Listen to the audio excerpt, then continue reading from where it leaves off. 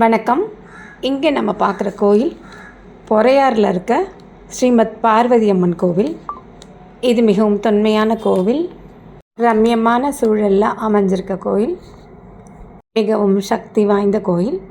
இந்த கோயிலில் என்ன விசேஷம் அப்படின்னா, பங்குனி மாதம் தொடங்கி ஆடி மாதம் வரைக்கும் வர்ற 5 பௌர்ணமிகளில் ஸ்ரீமத் பார்வதி அம்மனுக்கு விசேஷ அபிஷேக ஆராதனைகளும் தண்ணீர் கட்டுதலும் மகா தீபாராதனைகளும் மிகச் சிறப்பாக நடைபெறும்.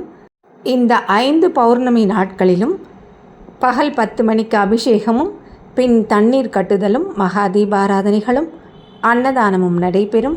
மாலை 6 மணிக்கு கோமுகி வழியே தண்ணீர் திறந்துவிடப்பட்டு ஸ்ரீ அம்மனுக்கு மகா தீபாராதனையும் பிரசாதமும் வழங்கப்படும்.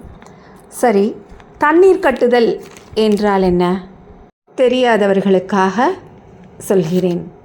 தண்ணீர் கட்டுதல் என்பது வேறெந்த கோவிலிலும் காண முடியாத ஒரு சிறப்பு நிகழ்வு.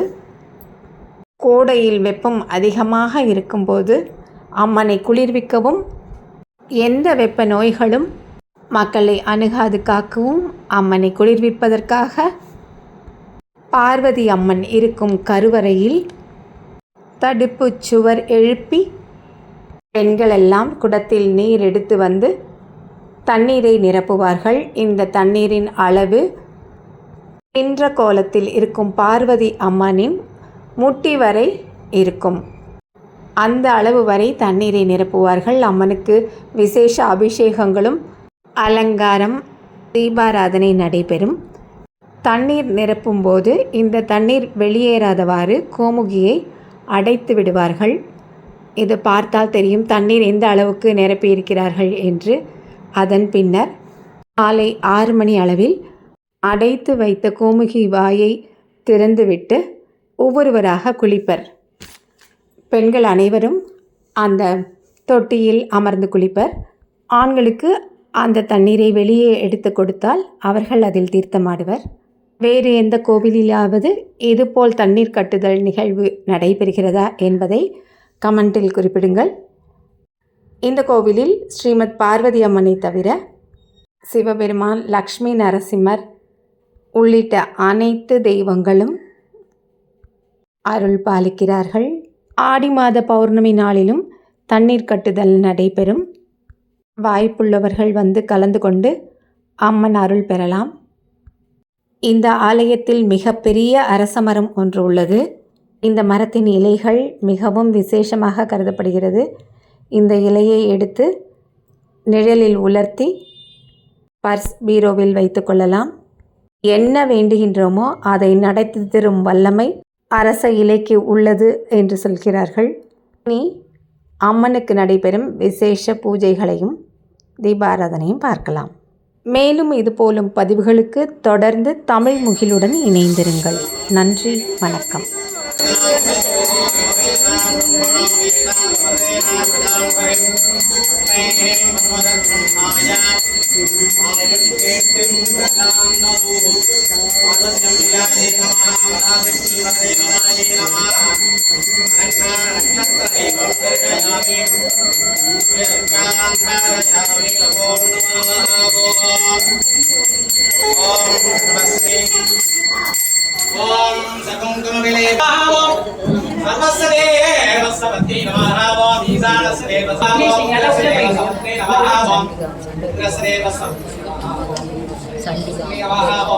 भगवतो देवसवत्रे नमः पादद्यं विशापराशक्ति परदेवदायै नमः इन्द्राणि मन्दिरकृताञ्जलिं समर्पयामि नमो नमः आस्त्राय नमः गवदाय स्वाहा कदली फले ताम्बूले नारिकेलगन्धे विशेषफलानि अमृतं नैवेदयामि ओम गोवान् संवेद स्वभान् प्रजावाहन् पशुवान् भवति चन्द्रमाभावान् पुष्पमोहं स्वभान् प्रजावाहन् पशुवान् भवति एवं वेद यो भावायतनं वेद आयतनवान् भवति मन्त्रपुष्पाञ्जलिं रात्रपुष्पाञ्जलिं समर्पयामि जय आदिपराशक्ति की जय उत्तवले भुवनं पदिनाङ्गयम् उत्तवन्नं कात्तवले पिण्करन्तवले करे कण्डन्तवले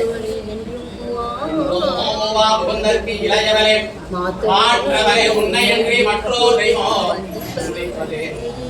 மற்றோ தெய்வம் வந்திப்பதே கலையாத கல்வியும் குறையாத வயதுமோர் கபட பாராதனக்கும் கன்றாத பலவையும் குன்றாத இளமையும் கடுப்பினை இல்லாத உடலும் சரியாத மனமும் அன்பகலாத மனைவியும் தவறாத சந்தானமும் தாடாத கீர்த்தியும் மாறாத வார்த்தையும் தடைகள் மாறாத கொடையும் தொலையாத நிதியமும் கோணாத கோலும் ஒரு துன்பமில்லாத வாழ்வும் துயரின் பாதத்தில் அங்கு உதவி பெரிய தொண்டரோடு கூட்டு கண்டாய் அலையாடி அறிதுயலும் ஆயனது தங்கையே ஆதி கடவுரின் வாழ்வேன்